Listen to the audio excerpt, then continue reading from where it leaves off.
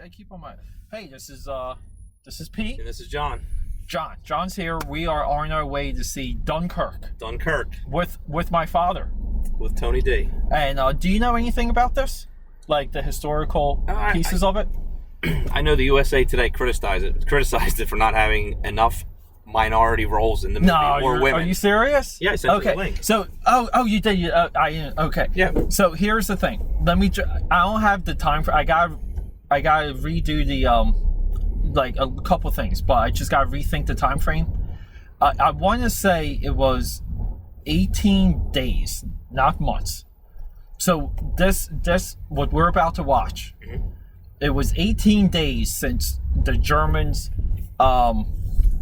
confronted what was considered the British line, okay? Right. Which was Eastern Britain, okay? It took the Germans only 18 days to slice through their supply lines and corner essentially the standing German army of what was left.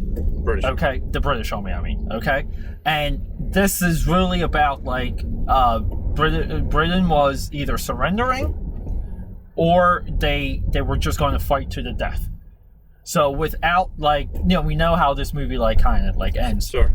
To me that's the real fascinating part is that the Germans were able to smash the lines with less than 3 weeks. In less than 3 weeks. And I don't know about you, but it takes me 3 weeks just to just to buy toilet paper. But you forgot to say we're live from the road again. We're live from the road, okay, and we're going to rock and roll Dream Warriors 49. Let's hit that.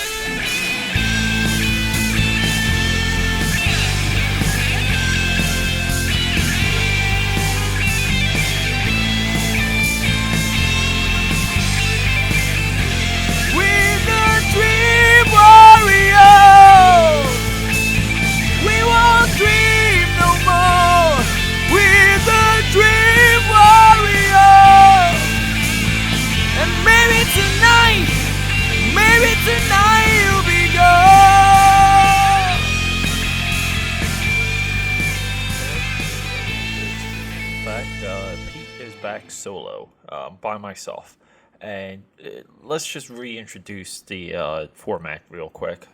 We've been experimenting with this since the Norm and I saw the Power Rangers movie, which is kind of on the spot reviews, kind of initial excitement, expectations going into a movie, and where we are when we're leaving the movie.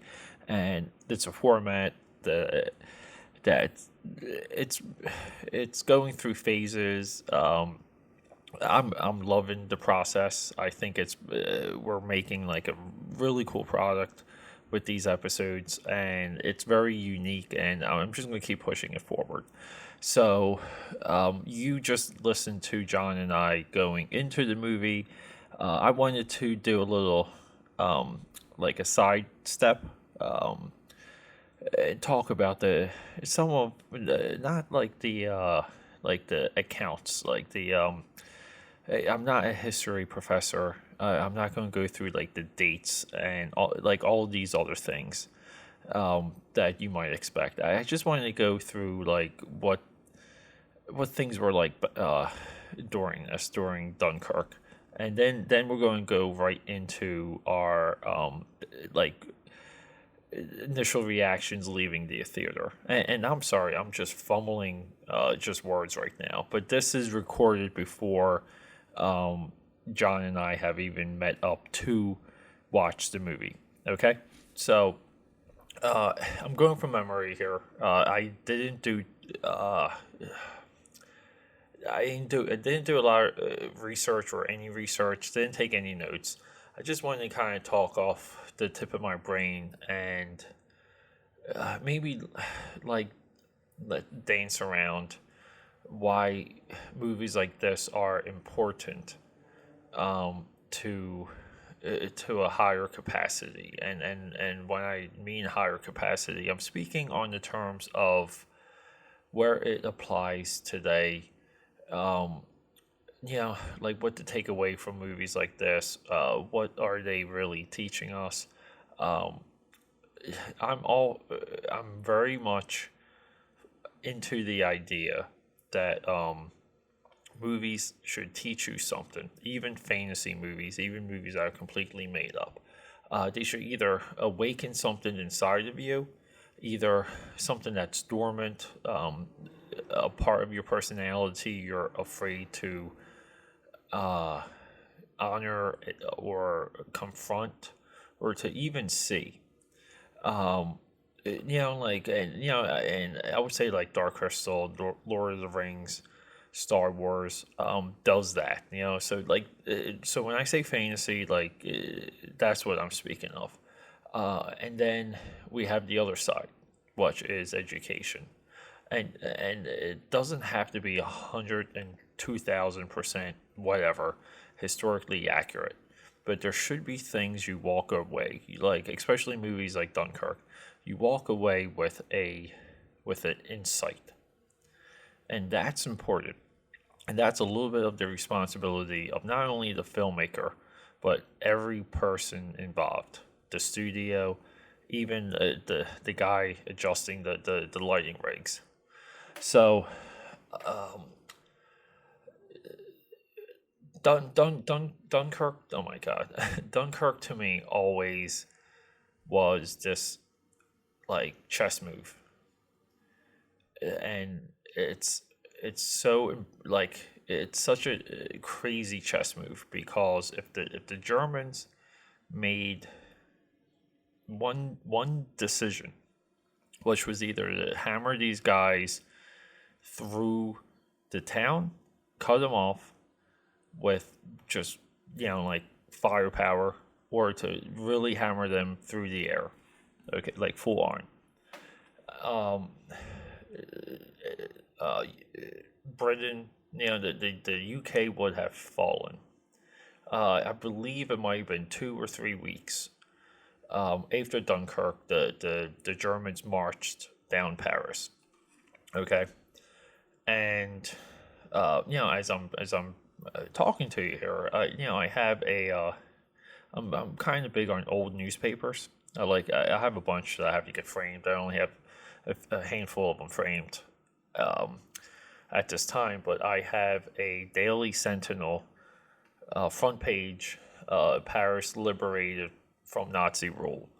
Um, I constantly remind myself of how close the world came from, like, really, like, I'm not, no exaggeration here, falling into evil. And I think it translates so much to the things that are happening today. Um, their evil is like essentially on the doorstep of freedom and liberty, and it is banging. Um, and I hate to say it, but like it is. I don't. It means like nothing classifying things to a certain point, but the Muslim extremists or whatever. Okay, but we know who those people are. I I've read somewhere that they said that America has um, like all the watches. America has all the watches in the world, but we have the time. And you look at the countries overseas that have turned uh, Muslim extremists.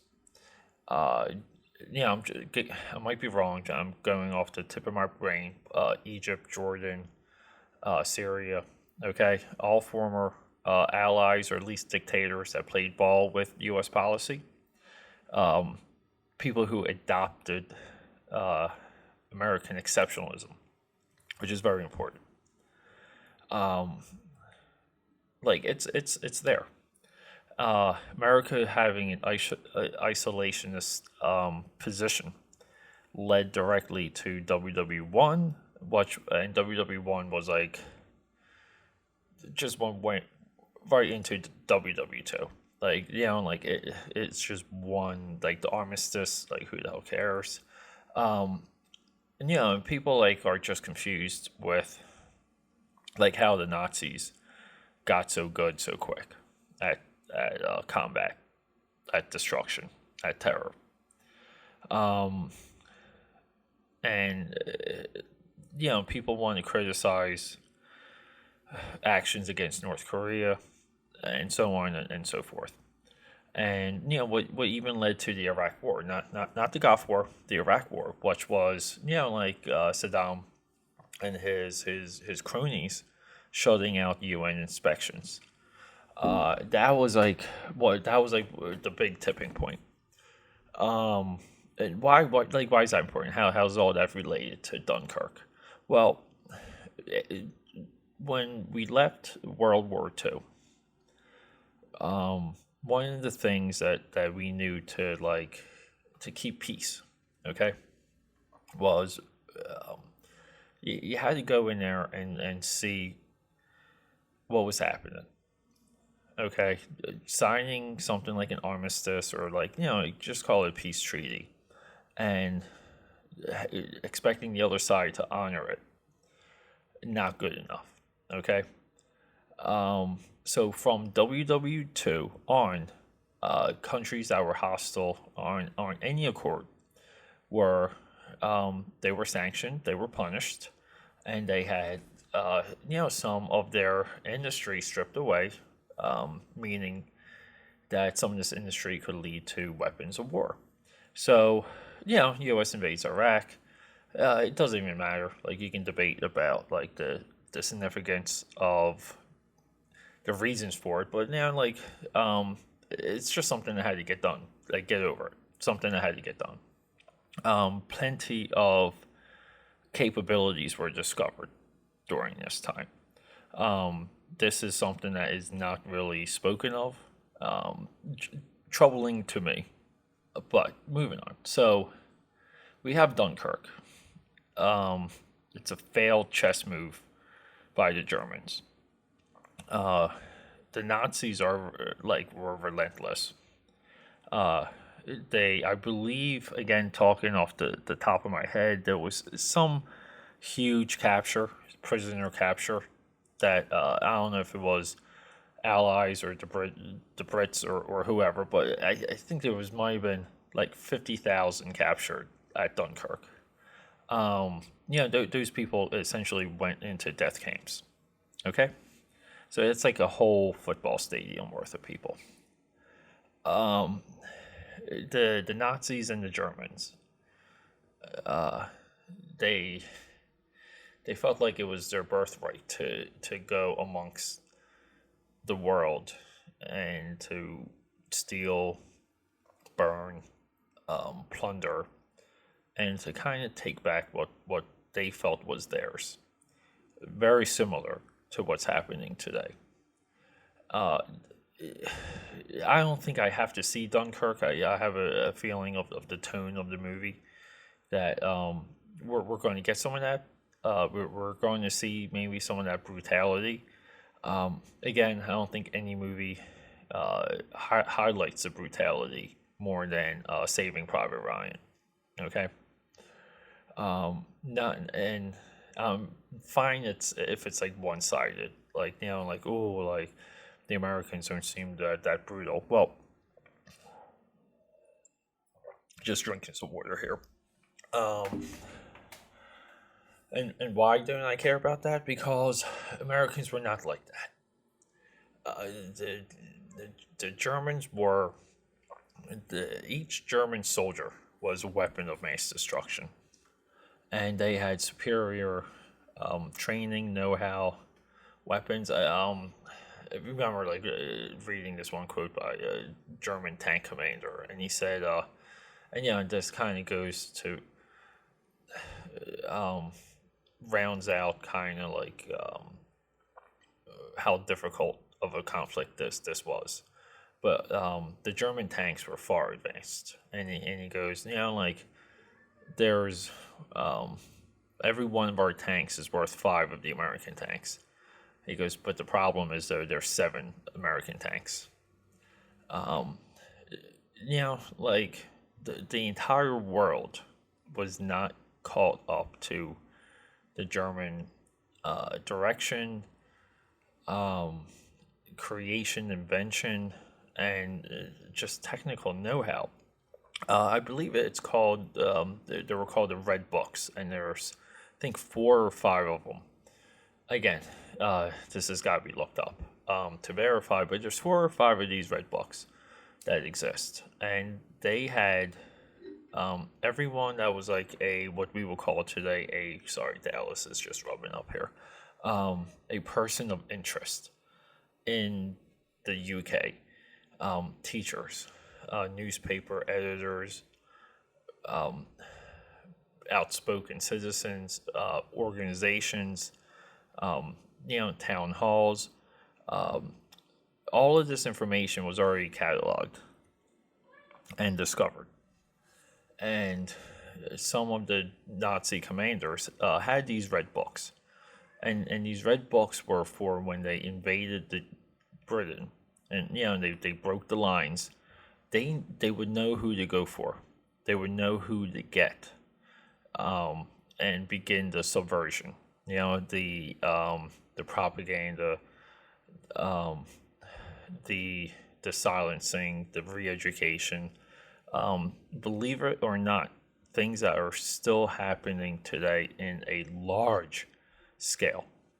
MSNBC, I'm looking at you. And so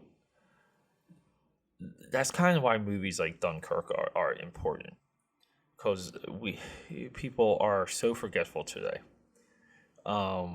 They have to be reminded. You have to be reminded that the only way to combat evil is to meet it on its own terms and then destroy it, extinguish it, because there was no negotiating with the zombies. And Dallas is just sparking up a storm here.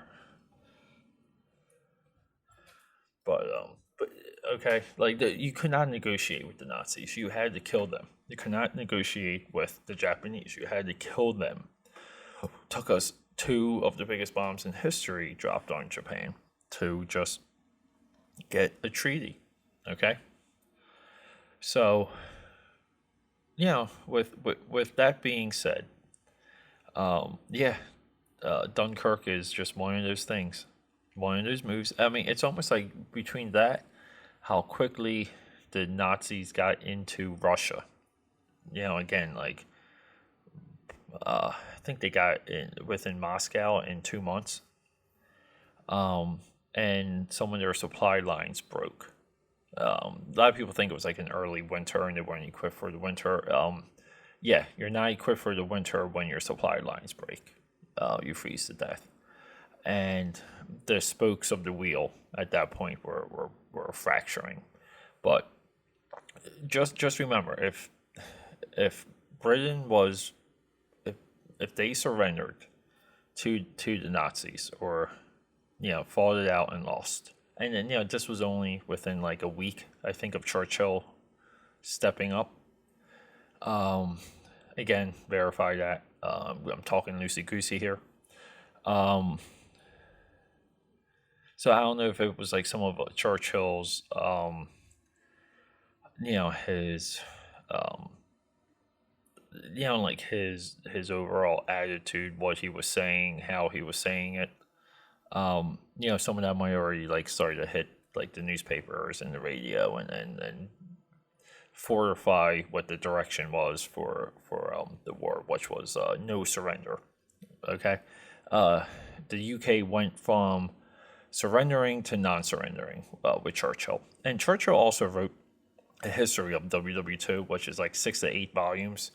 Buy them; they're so cheap on Amazon. Just freaking buy those books. So I have them here. They're holding up one of my couches that snapped during one of my New Year's parties. But and it's in what we call the Astro Lounge. But anyway, so this rhetoric from Churchill, like almost like saved Africa, whose Rommel was again stomping the hell out of everyone in Africa, and there would have been a different supply chain coming in and a flank position with the passageways that the Britain would have opened up. So it's interesting. Okay, would at that point would the needle have turned directly onto Russia? I don't, I mean, with the needle turned on to Russia and then them already in Moscow within 2 months, winter, no winter, you are like, you're dead. I'm sorry. Like, thanks, but no thanks. Like, Russia's gone. And that's it. That's it then. And you'll have an empire now split between, Japan and Germany. Like one world away from the U.S., split in half. And I don't know, would they have turned to the United States? 100% yes. They were the Ken Burns. I'll leave with this. In the Ken Burns documentary, The War, this one U.S. soldier got captured by these Nazis, and the Nazi was like just asking him, it's like, yeah, like, where are you from? Where are you from? And the guy was from I think like Indianapolis or wherever. The guy's like, oh, I'm from this town. And then the Nazi dude was like, oh, by this river, right? Like, he's like, yeah, like, and they were exchanging all these little details. And the U.S. soldier was like, oh, like, how is it? How do you know that? Like, how do you know my town? And he goes, well, we're learning about, like, where to go and what to do. It's like, oh, my God. Like, see, they were already memorizing. That's how efficient they were. And I'm telling you, like, people there must have just loved it. They must have just loved the Germans, what was happening, and it just really kind of like inspired people, inspired by hatred and evil. It's fascinating and scary equally. But yeah, here we go. Shorter episode, but let's just jump into Pete, myself, No Dallas, and John in the car leaving the theater. And yeah, signing off now. Okay. We're driving back. Just got done with the movie. John's driving. I'm in the passenger seat. Well, you're producing the show, so you're not just sitting in the passenger. Mobile produce. Look at the short traffic. Yeah. Oh my God. It's murder. Dude, why do you not do a half a day on days like today and get out? It's still 8:15. Yeah, I was gonna say. So, like, your pace is the check-ins at the shore at this point. Yeah, this is so these are looks like the line to leave Dunkirk. Yeah. So these are what, the people that own shore houses that can get there late tonight and have it early tomorrow, or visiting people with the shore houses. Yeah. I mean, they're not checking into a hotel. Right, they're not checking in. Man, look, it's a pilgrimage. Look, what's the 5-0 doing there? Just keeping the peace. Let's do the Dream Warriors. Yeah, he's looking for people driving and podcasting. There's a shutdown in Jersey for drivers and podcasters. They'll find a way to tax it. Don't worry. Oh yeah. All right. Yeah. So overall, you. Yeah, I thumbs up overall. Definitely. Same here. Few movies, I think had this type of like beat. I think it was all like well-constructed vignettes because of the broken timeline. So it's a non-linear movie, and not too many people are talking about that. That's my only major knock. Yeah, I didn't hate it at all. I mean, I love the feel of it. I thought the pulse was completely different than anything you're going to see. The music really helped the score was huge. To keep the tension and keep it going. I don't know if this is much of a score you can listen to on its own. Yeah, right. You have to have that. I don't want to listen to that ticking. Right, like on my own, because you know what? It'll just make me nervous. Well, I'll tell you, whatever I would be doing, it just make me nervous. Very little dialogue, right? Yes, very little dialogue. It kept you on the edge of your seat without dialogue, which was amazing. Yeah, I thought that was good. again, like not essential focus character at all. You kind of had like 3 main characters. Yeah. Each one you cared about. You were like Tom Hardy. I never wanted to watch a guy land an airplane like as much as this. I think this is the greatest water movie since Waterworld. Since Waterworld. Like, no, because the pirate movies that came out after that, like that's got it. You know what I mean? Yeah, okay. And you know what? That's true. So since this summer's Pirates movie. Well, maybe. I don't know. I think it's probably better than that. Yeah. So maybe since Pirates of the Caribbean. No, I just the other thing that really stood out was like how much I couldn't tell what was practical when they were possibly using models or how much of it was special effects, especially when the ships are tipping. Thought the same thing. Like what is that all about? I was trying to figure out each shot. Dude, what was model versus real. Some of the shots are so natural, so well constructed. You're right. And you have the glimmer on the ocean, just like I don't know, technically completely impressive. Christopher Nolan. Yeah. So like this, I would say, in all, like just Christopher Nolan as a filmmaker, he's at the top of the heap. I'll tell you, this was just pure filmmaking. Yeah, and this is also a studio-driven movie. And people want to say that the studios are gone, they don't have it, they don't have this type of filmmaking in them. I call BS on that. This is a Warner Brothers production. They have a long-standing relationship with Christopher Nolan, and they have a wonderful symbiotic back and forth. And a movie like this only gets made when you 100% trust the filmmaker. You trust the filmmaker to do his job, and you don't really care about box office. You care about making a good movie. And again, I don't think you're going to hear a lot of that coming out of this. People just want to give all their love to Christopher Nolan, and but really, the only movie of his that I've had trouble enjoying was Dark Knight Rises. Everything else, even Interstellar, it's still a great movie to watch. It still has awesome moments. You can say what you want about the ending for that, but it's still way better than how a lot of those movies wrap up. Mission to Mars, I'm looking to you. Red Planet, I'm looking to you. Space movies always kind of have weird endings to begin with. So, looking at the business side of it, where do you think it finishes this week? Because I don't know if it's going to finish above third. I think it's going to hit about. We were talking about this right before it went dark. Our guess was what, 35? 30, 35. But is it going to beat Apes? Is it going to beat Valerian? It's not going to beat Valerian. Is it going to beat Homecoming? Yeah, I don't know. I think it beats Homecoming. Do you think it beats Homecoming? Yeah, because I think Homecoming was down to. So what's 50 later. Drawing people in, other than the need? I think if it gets number one though, it's not get number one. But if it does, prove me wrong. Prove me wrong. Yeah. Because if it gets number one, how uplifting is that from an audience standpoint? That people want to see a good movie, and they will go out in droves to see a good movie. And we're kind of on the run because Valerian is coming out. That's getting good reviews.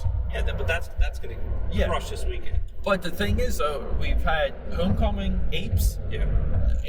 This is almost like a golden age. This is a golden sci-fi block. It is. You got 3 of your best science fiction movies with Spider-Man, War of the Planet of the Apes, Valerian, and then you have this. Yeah. Wedged in the middle, and I would say this is the best WWII movie since Saving Private Ryan and the Thin Red Line. Thin Red Line, Saving Private Ryan came out somewhat at the same time. Right. Thin Red Line is a completely different war movie, but this is, I think, the best war movie since Saving Private Ryan. I don't know. Yeah, I agree with you. Because there were times in this movie where there was just when they were on the train at the end, I'm almost oh, time to get bombed. They feel safe. And that was that was the tension you had the entire film. Yeah. Every time it slowed it came in. Every time you thought that they weaseled out. But here's a little bit of my issue, like my other than it not being linear. Right. And these are strictly like choices that they made, and you accept it or not. So the other side of that for me was that the one focal character guy that we see from the beginning of the movie, so he drops his gun and runs. Right. And throughout the rest of the movie does not arm himself.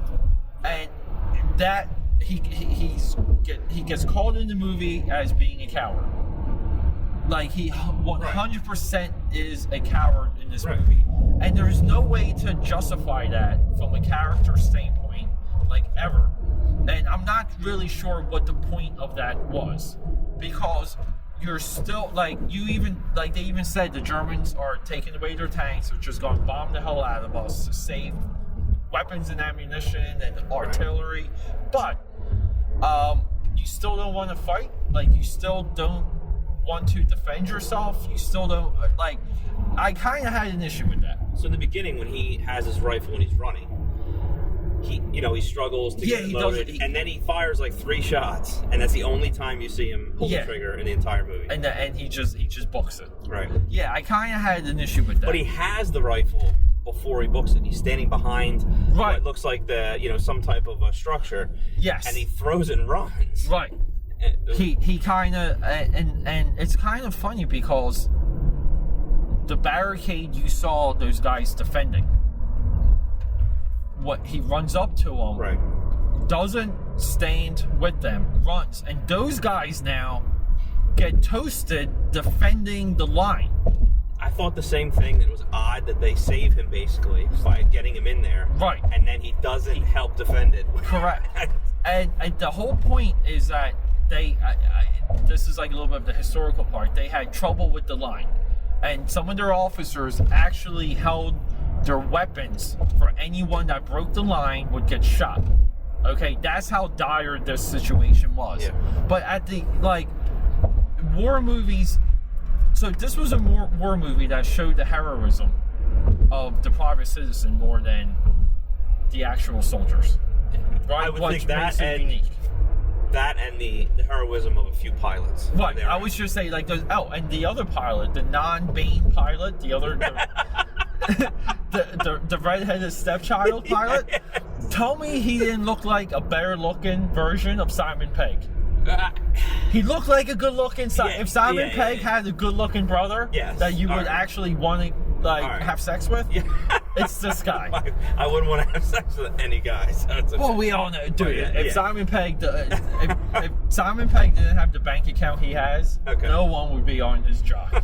No one. But you're right. Yeah. But even again, there was just such drama, and even the scene saving him, even you're like, oh my god, dude, like he's gonna choke, he's gonna, I can't believe. And then it's almost like I thought this movie had characters accepting their fate so well without monologues and even dramatic music. The music was something different in this movie. The music didn't tell you what to feel at times. So speaking of the lack of dialogue, can you name a single character from the movie? Well, yeah, I mean, who they are name wise. No. I mean, during the movie, characters' names. Yeah, I mean, look, you have your 2 escapees that keep trying. You have Cillian Murphy that gets picked up, and then you have Tom Hardy. Yeah, but I'm saying in the movie, what was their character's name? They that's what I mean. Yeah, I don't know. Look, I know it's the Scarecrow guy. Right. I know it's Bane. I know. Batman. I know it's good looking Simon Pegg. Right. It's old guy that is rigid. That's going to stay the course. Yeah, right. Okay. Dude, that guy was tough as nails. Yeah, I love that guy. And he also had an Aryan son. Well, he did have an Aryan son. His son's almost hey, I'm good if the Germans invade. Yeah, his son was he was the ultimate hedge bet, right? Yeah, he was whatever. Yeah, the son's look, man, I'll jump on that U-boat. They'll take me right to Hitler's office. Because I'm part of the Aryan nation. Completely agree. And questions are raised with that dude's brother. Because you got Aryan son, and then you have uglier like nappy-haired other son with like a vest. Oh, and also, if you ever, I don't think we've seen a movie in a while where someone looked pretty decent in a turtleneck.